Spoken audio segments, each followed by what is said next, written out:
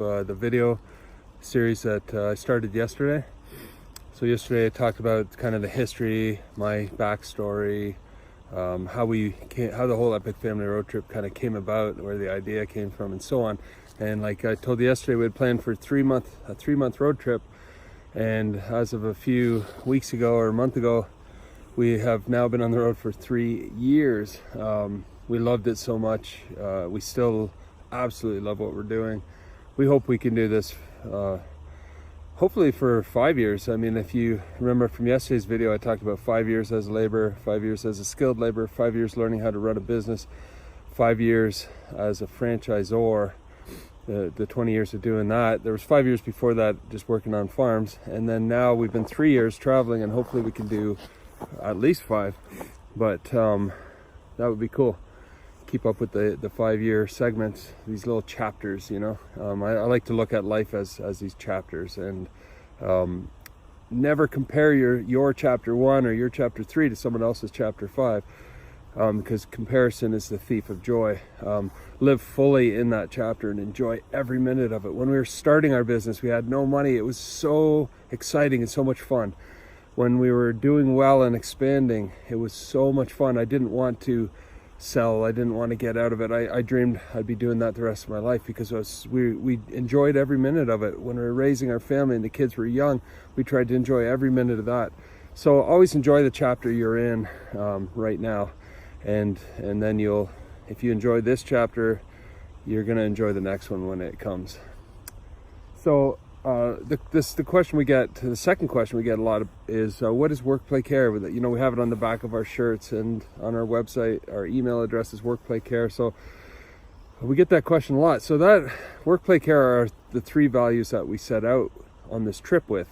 In business, we learned the importance of having clearly articulated values, and how the environment of your business is really determined by those values, and then having people on the team that are predisposed to those values, who understand them and get them and are excited by them and behave accordingly to them.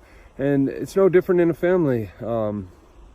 It's no different on a journey, a trip. You know, it's easier to reach your destination when you have clarity on where you're going, what you're doing, and most importantly, why you're doing it. So initially, our goal and our vision was really just to spend time together as a family. We had worked those 20 years as a family. The kids were heavily involved. They thought they had an important role, which they did, and we made sure that they knew that their role was just as important as mine. Maybe I'm out front or on stage, but their role in the background, in the behind the scenes, helping support mom and what she's doing, which is supporting me. It all works together. Everybody's role is as important as the next. And so we worked all those years together, and we thought, let's take some time off as a family, and that's what we did. So our mission, I guess, for that first year was just to spend quality and quantity time together, uninterrupted by. And so we freed ourselves from all kinds of things. We ended up freeing ourselves from our home, because that was kind of a burden in the background. It got robbed while we were away, and all, you know, we just we sold that. We didn't want any distractions. We had been freed up from the business during the sale after a transition period. There was very few phone calls and emails coming in, so that was a certain amount of freedom there. Completely free from the bank. I'd worked hard for 20 years, me and Carol, to pay off any debt and mortgages and make sure that we were living within our means and living debt free. So there was a certain amount of freedom there, financial freedom, and then freedom from the good opinion of others.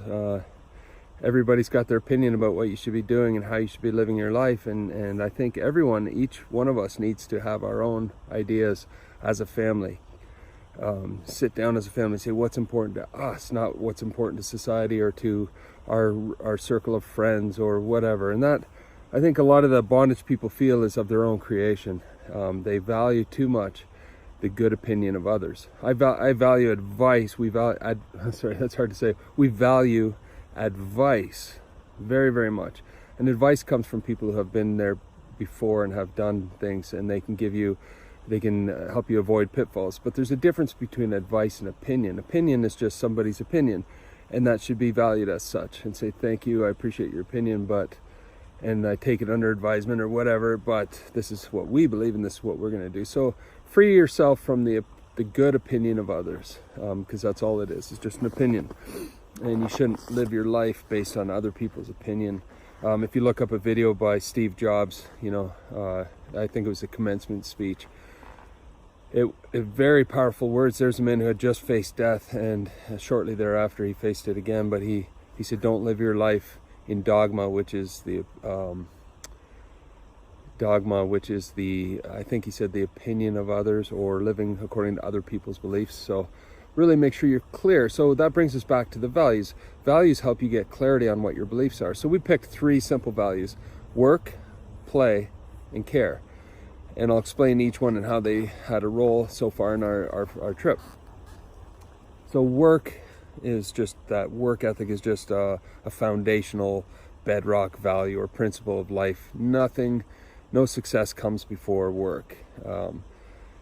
It's just how it is, and the harder you work and the smarter you work, the more chance you're going to have at success, at achieving your goals and dreams. So we wanted me and Carol our kids to grow up with that same value, even though they're not necessarily doing that much labor work like I did as a kid. Work is physical, emotional, mental. There's all kinds of different types of work. So we wanted them to understand the value of hard work. If they were to be successful in school, and we're doing online school, which requires even more self-discipline, I think, then they would need to understand the value of work. You're not going to be successful in school. You're not going to get your grades. You're not going to get your credits unless you have the self-discipline to work hard at it. Same with physical fitness. You're not going to maintain a certain level of physical fitness unless you work at it. There's just no easy way. Everyone's looking for the silver bullet, the latest fad, the latest diet, but really all it boils down to is just get up off the couch and work. And the same in business and in life. You have to work in order to get money, and then money opens the doors to all kinds of other opportunities. So whether it's at your job or at your business, hard work is one of the greatest values, and we wanted to make sure, even though we were traveling, that our children grew up with that same value. So work was number 1. Play was number 2. All work and no play, you've heard that, makes Johnny a dull boy, I think it says in that old rhyme. But there's a lot of truth to that. If you don't take the time to have fun, if you don't take the time to play, if you don't take the time to just really enjoy the journey. One of our values was enjoy life in the process. So, put customers first, have a great attitude, respect everything and everyone, and enjoy life in the process. Make sure you take the time. Neighborly, the Dwyer Group, one of their values is have fun in the process. And that's so important. And so sometimes these things are out of balance from time to time. It's hard to always have them equal balanced. In fact, that's not realistic. There was a chapter in my life where work was way out of balance with play. We played and took holidays as we could. We kind of fit them in to our work schedule. Then at the chapter 5 of my life, which was this road trip, there was especially the first year or two, it was a way out of balance, way more play than work. And now we're coming into a new kind of phase of this chapter where I'm doing more speaking and coaching, and the kids also are learning that it's not just all play.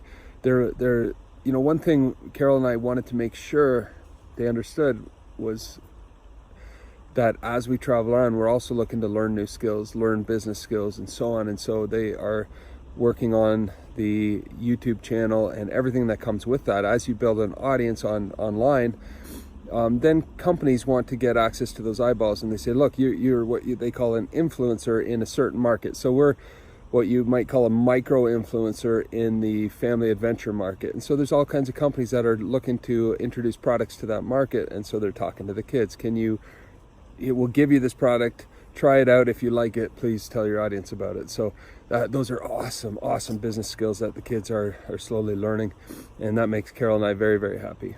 Not only that, but learning about videography and how to create quality content. You can't just put junk out there. It's got to be quality. So they're learning about audio and video and editing and using the editing software and keeping a schedule and being consistent with your content. And it's just fabulous work that goes along with the play. So don't worry if they're out of balance from time to time, but always try to incorporate, when you're in the phase of working really hard, incorporate play as much as possible. We tried to make our office fun, so that I had a section for wall ball in the office. We had kind of an open concept, and if I saw a guy dialing, and a sales guy, for instance, smiling and dialing and working, I'd say, hey, let's do a 5-minute wall ball competition.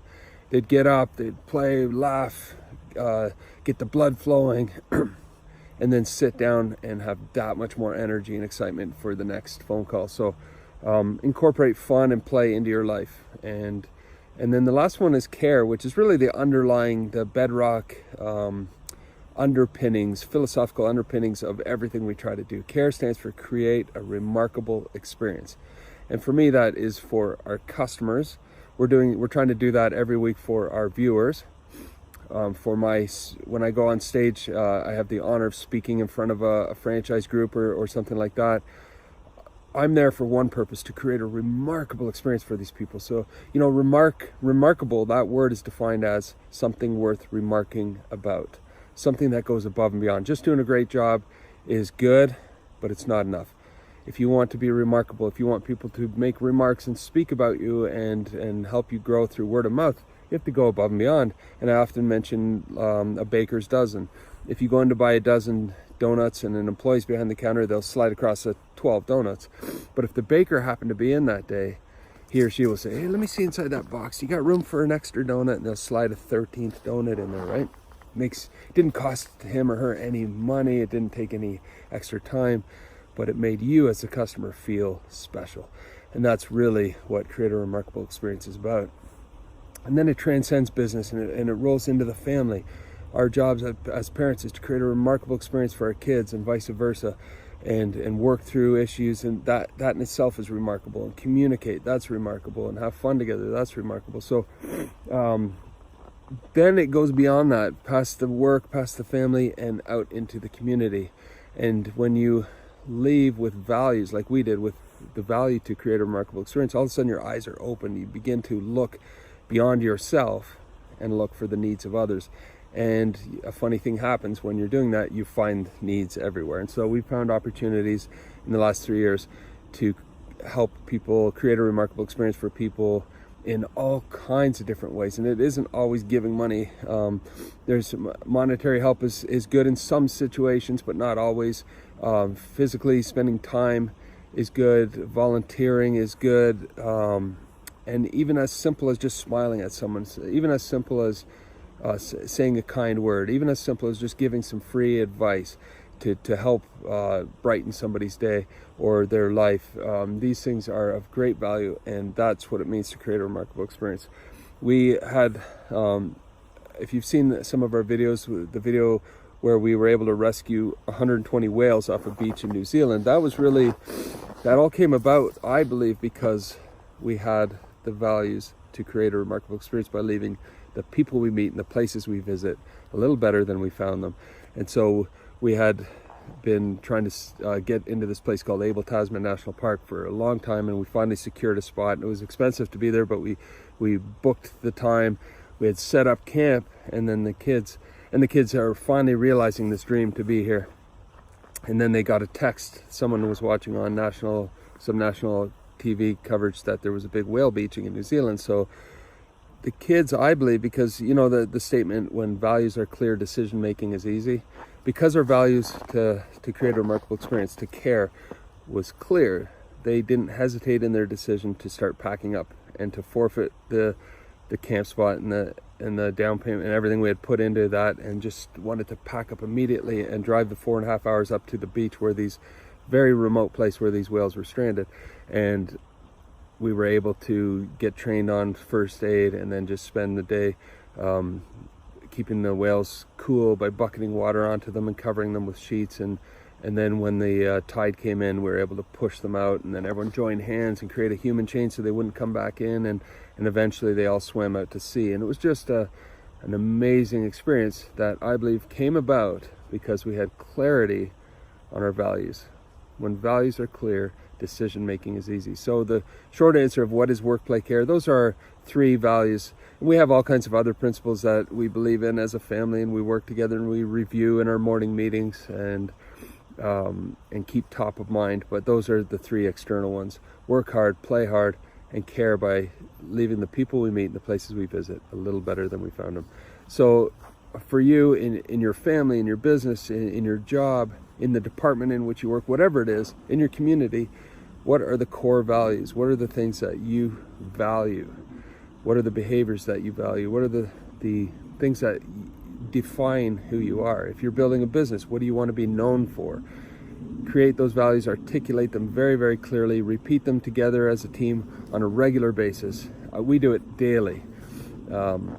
At Neighborly, Dwyer Group, whenever there's more than 3 people in a meeting, they review their values to begin the meeting. Awesome idea. Keep them top of mind, and then they will affect your behaviors. Decisions will be made based on those, and life will be good. So that's the second video: work hard, play hard, and care. Have clear values, and you're in good shape. So probably have a third or fourth. Maybe I'll just keep going until all the questions that we get are answered. I hope you're enjoying these. And Patreon community, thank you. We appreciate you, and have an absolutely